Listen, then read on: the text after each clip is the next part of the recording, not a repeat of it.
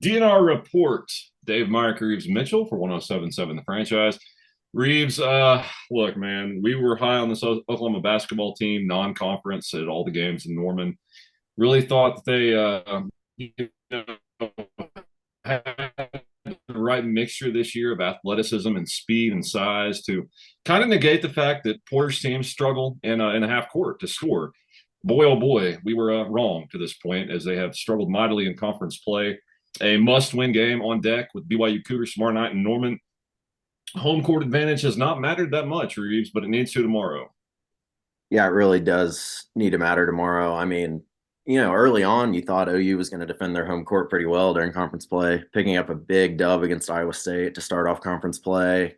Thought that might be a sign for things to come almost, but those losses to Tech and Texas at home in the same week, that was rough. And then, we start off this week saying at least go 1-1. You need a 1-1 out of this slate, and they did go 1-1, so credit to them, but two sloppy games, Dave. I mean, we can even look at the K-State game and sure they won by 20 points. That's impressive, whatnot, but they didn't play their best brand of basketball at all, especially Kansas State isn't good either.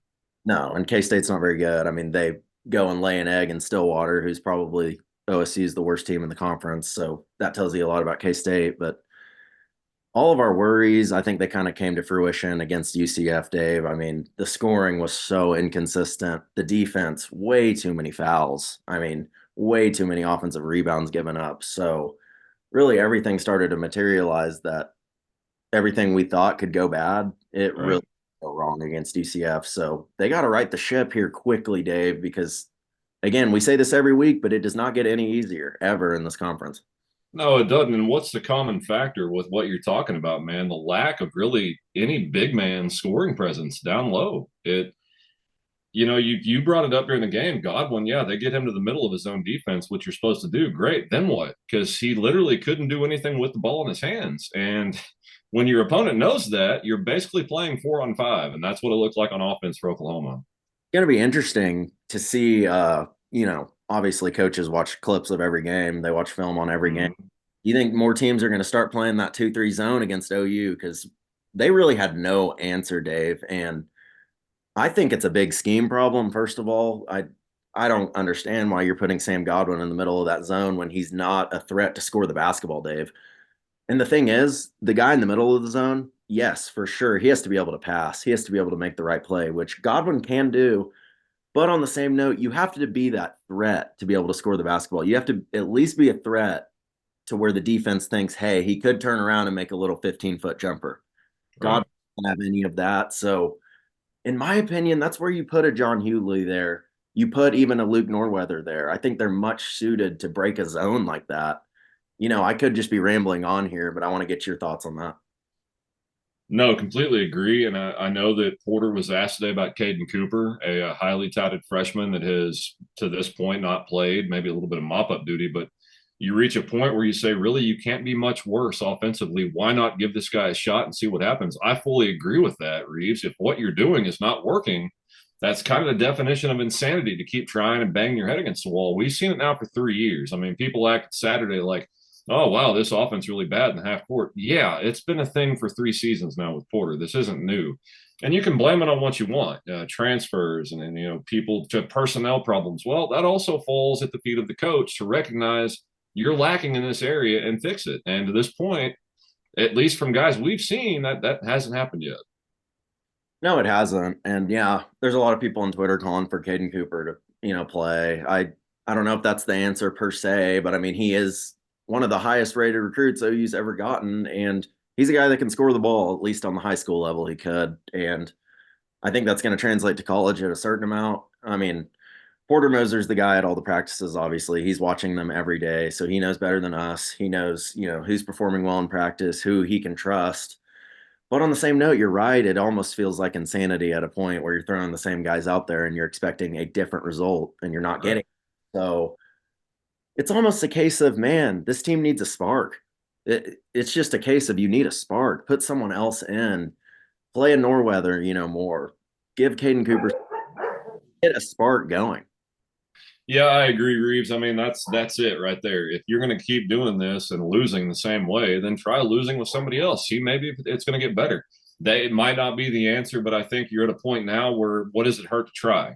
See what else somebody can do. But yeah, a must-win game for really, and as much as we've said, they still have all their goals out in front of them. Reeves, I mean, a team that's now sitting at 16-6 on the season. They win tomorrow night to go to 17-6, winning record in the league if they win tomorrow night. So still a lot of things out there, but man, it just losing those two games back to back in Norman to Tech and Texas kind of set things up for going the wrong direction here. Yeah, and you're right. I mean, all of their goals are still in front of them. They can still make the NCAA tournament pretty easily. If they win some specific games, they can still do a lot of good things, Dave. But the worry that creeps in for me is once you start stacking these losses up, you worry about the team's confidence. You worry Sure. about the morale of the team. Are they still fully bought in? And Dave, if you go out there tomorrow in Norman and lose by 10 plus to BYU at home, and hey, BYU may be 10 points better than them. They're a really good team. I mean, Dave, they've scored 100 points multiple times this season. They're a team that can really fill it up on that scoreboard. But again, it's a game we both know OU should win and OU should expect to win. So Yeah. if you go out tomorrow and you lay a dud, you have Bedlam leaning over you on Saturday, which again, we've been low on OSU all year long, which we should be. They're not a very good team. But Dave, they don't have much to play for anymore this season. Don't you think they're going to be fired up for a Bedlam matchup in Norman where they could almost spoil OU's season in a sense? Oh, Reeves. I mean, the last time they're going to play in Norman with Oklahoma as part of the Big 12 and send them out with a loss, yeah, I mean, they would take that over a lot of other things, their fan base right now. That's how much that game means to them. And if that happens tomorrow night, that comes to fruition and say BYU beats Oklahoma by 10, that support that was so good for Texas and Texas Tech and is hanging on by a little thread right now will be completely gone. And that's when you wonder, does the team really buy in anymore? Do they show up anymore? So a very vital game in terms of looking ahead for things that are still out there for Oklahoma, but it starts tomorrow night. They have to win this game in Norman. Yeah, it's a scary reality because I mean, a 2-0 week this week and OU's right back, in the thick of maybe even being ranked next week. Right. But an 0-2 or a 1-1 and neither game is, very good. They're both kind of ugly. I mean, it can turn this season around. So the last thing I'll say about the Bedlam matchup, and I know we're going to preview that later on in the week because we got BYU first, but that game last year is still hanging over my head of OSU pummeling OU in Norman. Remember, it was a snow day. OU let everyone in for free. It was free admission for everyone. It was one of the best crowds I've ever seen at the LNC. I mean, it was a hype atmosphere. But what happened? OSU came out, punched OU in the mouth. OU was really never in the game. And at the end of the game, the Poke fans that stuck around were chanting Orange Power at OU's own gym. So Hmm. I mean, that's got to be hanging over Porter's head. I mean, what? He's 1-5 against OSU, I think. So, Yeah. Well, this, 1-5 against this, OSU, 0-5 against Texas. yeah, and this is the year to go 2-0. You got to do it versus them. I mean, you got to do it versus your in-state rival, especially moving conferences away from them.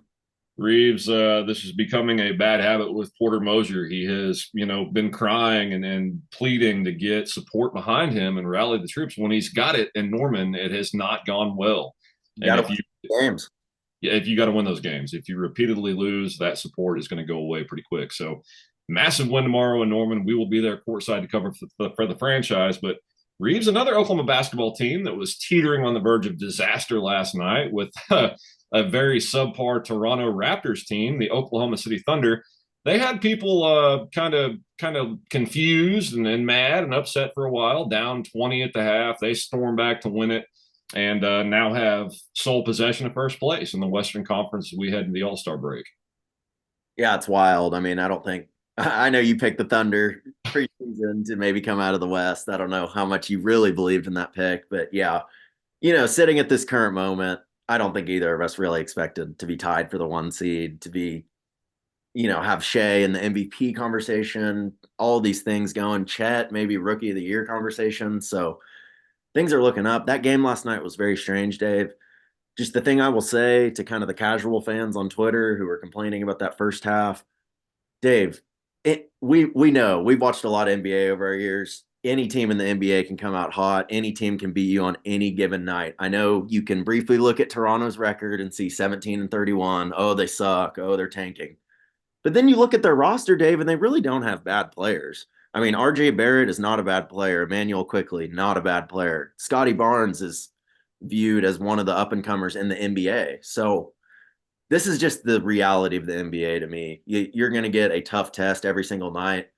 I think a lot of people were surprised because the Thunder, with these lesser teams all season long, they've put them away in the first half. They've blown Right. up early. So last night was one of the first tastes we had of letting a lesser team stick around. Thankfully, they came out on top. But yeah, and the last thing I'll say, that the craziest stat from last night, Dave, did you see how many threes the Thunder attempted?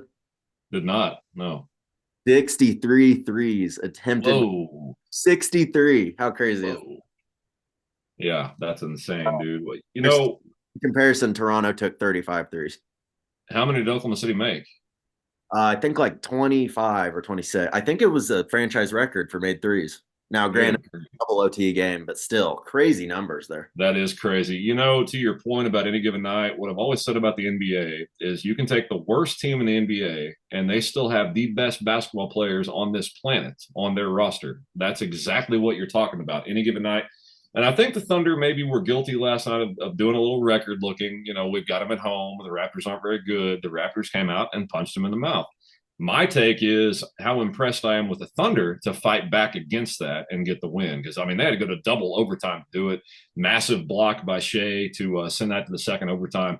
The guy, look, you can take his stats every single night, paste it, copy it, and it's a done deal. It's unbelievable the consistency this guy's playing with. I mean, yeah, and we're Oklahoma City fans. We follow the team more than any other NBA team, but I don't think we're speaking biasly when we say Shea should be one or two in the MVP conversation. I mean, Nope.